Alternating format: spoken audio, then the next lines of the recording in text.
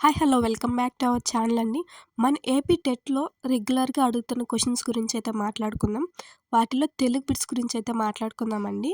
అర్థాలు matching, నానార్థాలు matching, పర్యాయ పదాలు మ్యాచింగ్ ఇలా ఎక్కువగా మ్యాచింగ్‌లో అడుగుతున్నారు. లేదంటే సింగిల్ వర్డ్‌గా కూడా అడుగుతున్నారు. నెక్స్ట్ వచ్చేసి ఉత్పత్తార్థాలు, పొడుపు కథలు కంపల్సరీగా ప్రతి సెషన్‌లో కూడా ప్రతి ఎగ్జామ్‌లో అడుగుతున్నారండి పొడుపు కథలు. నెక్స్ట్ వచ్చేసి పద్యం జిగ్‌జాగ్ ఇచ్చి ఆర్డర్ చేయమని అడుగుతున్నారు. నెక్స్ట్ వచ్చేసి అలంకారం మీద, ఛందస్సు మీద, సందులు ఇలా ప్రతి దాని మీద క్వెషన్ అయితే మనకు ప్రతి సెషన్‌లో వస్తుంది. అలాగే వాక్యాలు, విభక్తులు, నెక్స్ట్ వచ్చేసి పాఠాలు, ప్రక్రియలు, ఇతివృత్తాల మీద కూడా అడుగుతున్నారు.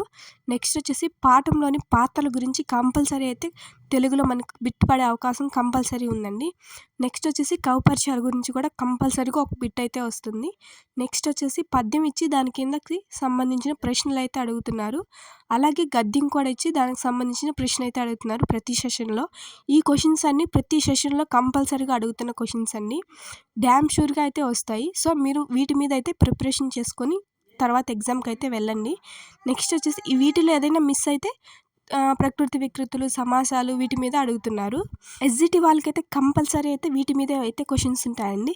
ఎస్ఏ వాళ్ళకి కొంచెం వీటి మీద డెప్త్‌గా అయితే అడుగుతున్నారనమాట. సో, నెక్స్ట్ ఎవరైనా ఎగ్జామ్ రాస్తున్న వాళ్ళైతే తెలుగు బిట్స్ మీద వీటి మీద అయితే ప్రిపరేషన్ చేసుకొని వెళ్ళండి. ఆల్ ది బెస్ట్ అండి ప్రతి ఒక్కరికి. అలాగే ఇంతకుముందు జరిగిన ఎగ్జామ్స్ అన్నీ కూడా మన ఛానల్‌లో పోస్ట్ చేస్తున్నాం. ఎలా వచ్చినాయి ఏంటి అనేది ఎవరైనా చూడకపోతే ఆ వీడియోస్ కూడా చూసేయండి. Please subscribe to my channel. Stay tuned.